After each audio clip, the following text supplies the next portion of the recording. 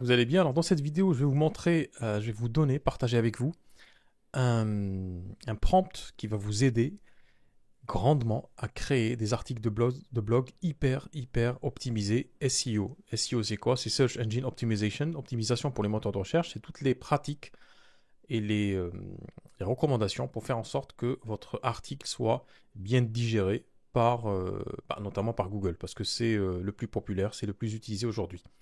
Euh, il y a énormément de connaissances à acquérir si on veut développer sa visibilité. Si vous avez par exemple un blog ou un site internet, vous êtes un professionnel et que vous souhaitez que votre contenu soit affiché le plus possible dans les SERP, les SERP, c'est les 10 premiers résultats de recherche dans Google.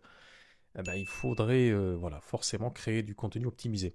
Pour faire ça, on va utiliser ChatGPT et je vais vous coller ici, je vous mettrai en description le prompt que j'utilise, pas tout le temps, mais parfois. C'est un prompt que j'ai étoffé depuis quelques semaines. Je vais vous le coller et on va voir ensemble, on va décortiquer ce prompt pour ensuite l'utiliser pour créer des articles de blog qui soient très bien optimisés. Par exemple, alors si je prends un exemple,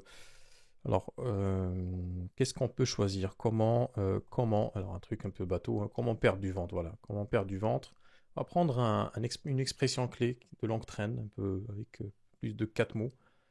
Voilà, comment perdre du ventre sans sport. 7 millions de machins, c'est énorme. Voilà, celle-là, elle est beaucoup plus intéressante, surtout si vous vous lancez. Partez pas sur des trucs, sur des mots-clés, un mot-clé, enfin avec un mot ou deux mots. Ça va être très compliqué pour vous de vous placer. Donc là, vous voyez que on a, c'est pas mal, 448 000 résultats de recherche. Donc disons que c'est cette expression-là sur laquelle je vais travailler pour créer du contenu. Et disons que voilà aussi j'ai un site internet ou un blog qui parle de régime sans sport ou comment perdre du ventre et que j'ai un produit à vendre derrière. Hop, on repasse sur ChatGPT. Je vais vous coller ici mon prompt et on va le voir ensemble. Alors, il est scindé en plusieurs parties. Alors, premièrement, toujours donner le contexte à ChatGPT, lui dire comment il devrait agir. De cette manière-là, en fait, il va être beaucoup plus pertinent dans les résultats de recherche. Alors, agis comme un expert en blogging et en SEO. Pourquoi blogging? Pourquoi pas que SEO? Parce que sinon, il va nous mettre des mots-clés de partout. C'est pas ce qu'on veut et c'est pas très souhaitable par Google. Agis comme un expert en blogging. Pourquoi? Ça, c'est pour l'utilisateur qui va lire l'article, pour que l'article soit lisible aussi par les gens. Pas forcément que du SEO, que de la technique. Alors, écris un article de 800 mots, à vous de voir, vous pouvez mettre 1200, 3000. Bon, après, il y a une limite si vous utilisez ChatGPT 3. Moi, j'utilise la 4, la version payante. Je vous mets d'ailleurs le lien si ça vous intéresse. Vous avez un mois gratuit avec mon lien affilié. Alors, écris un article, on va rester sur le 3, 3.5. Écris un article de 800 mots avec une densité. Alors, ça, c'est la première. Donc, première instruction, agis comme un expert en blogging et en SEO. Deuxième, donc, écris un article de 800 mots. Ensuite, la densité de mots-clés, c'est la proportion des mots, le pourcentage des mots-clés dans tout le texte. C'est-à-dire que si vous avez un texte de 100 mots, par exemple, et que de 100 mots, de 100 phrases, hein, mais disons mots, vous avez 100 mots, il faudrait pas que votre mot-clé soit répété plus de 3 ou 4 fois. On va dire jusqu'à 5, et 5 c'est énorme. Pourquoi? Parce que Google va considérer que vous faites du spam, et donc il va pas forcément promouvoir votre article dans les résultats de recherche. Donc on part sur 3 à 5 mots, j'aurais pu dire 3 à 4%, donc il fera son calcul tout seul, maximum sur le thème. Euh, hmm, c'est ça, le thème, hein, etc. Donc le thème, bon, bah, c'était ça, hein. Je vais coller ici le thème. Quand on perd du ventre sans sport ni régime, alors écris l'article de telle sorte à ce que Google ne détecte pas qu'il soit écrit par une IA, le comble. Écris l'article sur un temps familier, donc ça c'est le temps qui est utilisé. Commence et termine l'article, alors ça c'est important, vous pouvez d'ailleurs choisir, vous pouvez modifier ça. J'ai mis temps familier, ça peut être sur un temps informatif, hein, informatif et dynamique. On peut faire autre chose aussi, on peut lui dire sur le temps de, et puis on donne, pourquoi pas, ça peut être par exemple un marketeur, un écrivain, et il va adopter un petit peu le temps de cet écrivain, de ce personnage connu, pour écrire, rédiger votre article. Commence et termine l'article si possible avec l'expression clé. Donc là, je n'ai pas précisé, je vais le préciser, agis comme un expert en blogging. Écris un article de 800 mots avec les densités sur le thème. OK. Alors, je vais rajouter ici dans mon prompt le mot-clé sur le mot-clé sur lequel se focalise l'article. Se focalise l'article.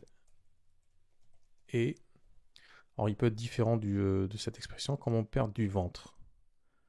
On va garder le même. Hein. Après, à vous d'adapter tout ça selon vos besoins. Comment perdre du ventre sans... Ok, très bien. Vous allez me dire, oui, mais du coup, sur 100 mots, par exemple, 100 phrases, il va me sortir cette phrase plusieurs fois. Alors, attendez jusqu'à la fin. On va voir aussi une autre expression qui est beaucoup plus intéressante, qui va faire le job. Il va donner, en fait, qui va préparer à bouffer à Google une bonne recette. Écris l'article sur un temps informatif dynamique. Comment se termine l'article? Si possible avec l'expression clé, celle-là. C'est important que ça apparaisse au début et à la fin de l'article aussi. Et prends en compte les recommandations LSI. Alors, c'est quoi les recommandations LSI? C'est de ça dont je voulais te parler. Les recommandations LSI. Voilà, on va regarder sur SEMrush. Alors, quels sont les mots clés LSI? Pourquoi sont-ils importants? Les mots clés LSI, indexation sémantique latente, sont un sujet de Discord, blablabla. Les mots LSI sont des mots qui sont liés à un mot-clé principal qui sont considérés comme pertinents d'un point de vue sémantique. C'est ce qu'on appelle le champ lexical. Si le mot-clé, par exemple, principal de votre page est carte de crédit, les mots-clés LSI seront par exemple argent, code de crédit, limite de crédit, taux d'intérêt. Ça veut dire quoi? Ça veut dire qu'il va... Oups, qu'est-ce qui m'a sorti? Ça veut dire qu'il va ici travailler sur cette expression clé-là, et il va vous pondre aussi d'autres expressions clés qui tournent plus ou moins autour de ce champ lexical, c'est-à-dire de la perte de poids du ventre. On va voir de toute façon après. Ce qu'on peut faire aussi pour être sûr que il va prendre en compte ce qu'on lui dit. Alors, comment se termine l'article si possible avec l'expression clé? Prends en compte les recommandations LSI et mets-les en gras dans le texte. Comme ça, on va voir s'il exécute ou pas. Ensuite, l'article doit respecter les bonnes pratiques SEO pour être visible dans les premiers résultats du SERP. Alors, le SERP, comme je vous ai dit, c'est les pages de résultats d'un moteur de recherche, notamment sur Google. Hein, c'est les 10 premiers résultats que vous voyez ici. Je ne prends pas en compte la publicité payante. Vous voyez ici, quand on a des publications qui sont sponsorisées. C'est du Google Ads. Hein, donc, je ne prends pas en compte ça. Ensuite, vous avez normalement 10 liens ici. OK. Donc, prends en compte, donc l'article doit respecter les bonnes pratiques SEO pour être visible dans les premiers résultats de SERP de Google. ChatGPT connaît ses recommandations parce qu'il a une base de données qui est assez énorme. En fait, il est officiellement connecté, il a été connecté officiellement sur Internet. Il a récolté les données sur Internet jusqu'en 2021. Donc, normalement, il a accès à toutes ces informations-là.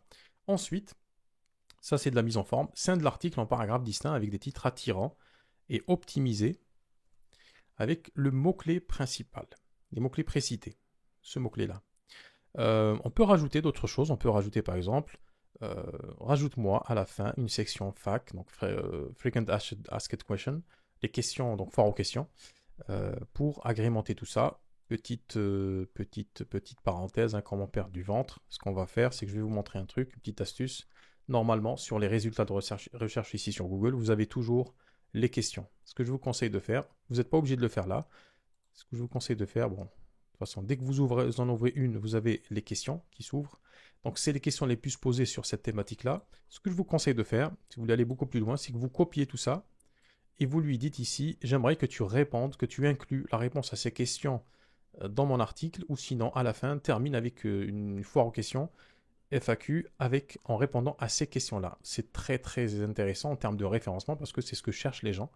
Et si vous arrivez à inclure les réponses à ces questions, ça serait top. Bon, on va en rester là pour l'instant. Donc ce que je vais faire, je vais balancer le prompt et on va voir comment il va se débrouiller. Comment perdre du ventre sans sport ni régime. Pour l'instant, vous voyez que je demande juste l'écriture du contenu. J'ai pas du tout travaillé sur le titre. D'ailleurs, je ferai peut-être une vidéo là-dessus sur comment générer des titres beaucoup plus accrocheurs que ça, qui intègrent ce mot-clé.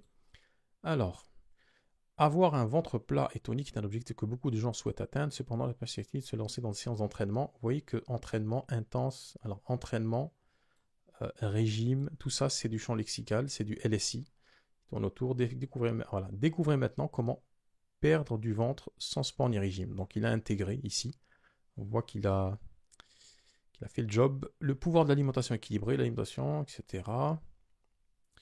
Privilégiez également des repas plus fréquents, mais en petite quantité. Cela stimulera votre métabolisme, etc., etc. On regarde ici. Alors, il ne me les a pas mis en gras. C'est pas gentil. En conclusion, perte du ventre. Voilà. Il a repris. Si je fais une recherche ici, CTRL-C, sur mon navigateur, on voit que 1, 2, 3, 4, 5 fois. Ça apparaît 5 fois dans mon texte. On va voir combien de mots comporte mon texte. On va fermer ça. Je vais copier mon texte. On va voir combien. Alors, j'ai une base de 4000 caractères. Alors, 706. Et là, on a 706. 1, 2, 3, 4, 5. 5 fois... C'était combien? 5 fois 7, ça fait 35. Ouais, c'est pas mal. C'est pas mal. C'est vraiment pas mal. Donc, on voit que il a répété cette expression exactement telle qu'elle est, parce que j'aimerais me positionner sur cette expression-là.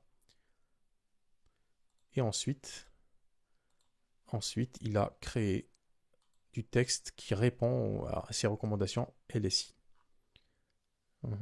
Donc les boissons privilégiées, etc., etc. Donc pour l'instant, c'est assez basique. Je peux, dans les résultats, soit le faire ici, modifier mon résultat, lui dire sur un temps, par exemple, léger, moqueur, etc., pour orienter le résultat de recherche, mais je peux également lui dire réécris cet article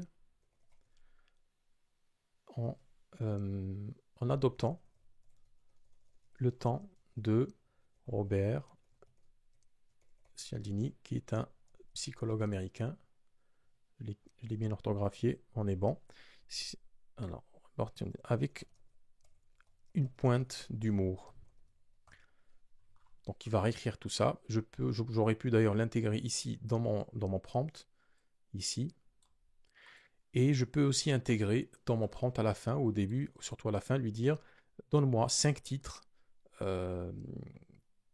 qui suscitent le clic pour que les personnes et qui intègrent le mot-clé. Comme ça, je n'ai pas à faire plusieurs manipulations. Donc là, il a écrit manger comme un ninja gourmet. Vous voyez qu'il a changé le temps. Vous en avez assez des régimes stricts, etc., etc. Donc voilà mon prompt que je voulais vous montrer aujourd'hui, qui va vous aider à créer rapidement des articles bien optimisés. Dernière chose, alors ça ne fait pas tout le job, hein, mais dernière chose. D'ailleurs, j'aurais pu lui demander, c'est par rapport aux liens. Il faut qu'il y ait des liens internes donc à votre site. Il faut qu'il y ait un maillage interne sur votre site internet. Il faut aussi qu'il y ait des liens externes qui pointent vers d'autres sites internet, d'autres articles qui traitent de ce sujet-là. Donc vous pouvez d'ailleurs ajouter ici dans le prompt, lui dire souligne-moi les mots-clés sur lesquels je devrais mettre un lien. D'ailleurs, je vais le faire. On va recopier ici. On va retravailler notre prompt. Et je vais lui dire souligne les phrases ou mots sur lesquels qui doivent comporter un lien sortant, cela dans le but d'optimiser le SEO de cet article. Alors, souligne les phrases, etc. Donc, je peux faire ça aussi. Et bah, tiens, ou sinon j'aurais pu lui dire mets-moi une icône, un emoji à côté de chaque phrase. On va faire le test.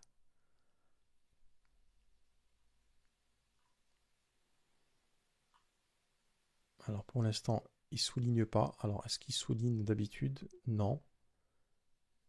Ok. Ce que je vais faire, vous voyez qu'avec ChatGPT, il faut toujours polir le prompt, hein, travailler jusqu'à ce que ça marche, souligner les phrases. Donc on va dire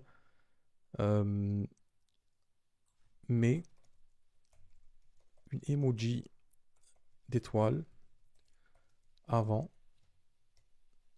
les mots, phrases qui doivent comporter un lien sortant. Je rebalance. Ok. Ah non, il a mis de partout. Vous voyez que c'est pas très pertinent pour l'instant. Je vais retravailler mon truc. Je pense que je n'ai pas été assez clair. Alors, pour cet article, j'aimerais intégrer des liens sortants pour optimiser le bon référencement. Sans bon référencement.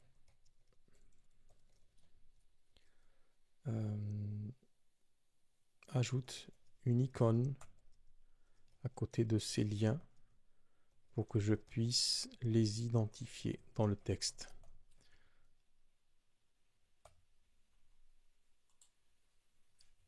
Et on va voir ce qu'il va proposer. Alors, il en habite partout. Je pense que j'ai pas été assez pertinent. Ok, on reprend le prompt. Et on va lui dire pour cet article, j'aimerais intégrer des liens sortants pour optimiser. Mets-moi en surbrillance ou en gras les mots-clés qui doivent pointer vers des liens, vers des articles intéressants. Cela pour augmenter. Alors, je vais juste tester comme ça. Hein.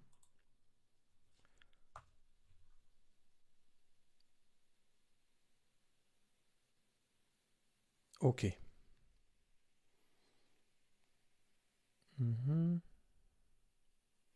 Donc là, on voit qu'il a mis ici, parce que j'ai comment perdre du ventre. Et puis j'ai suivi le guide pour un ventre plat. Donc ventre plat harmonieux. Repas pour mieux digérer. Alimentation équilibrée, etc. En conclusion, donc perdre du ventre sans sport ni régime, ça aussi.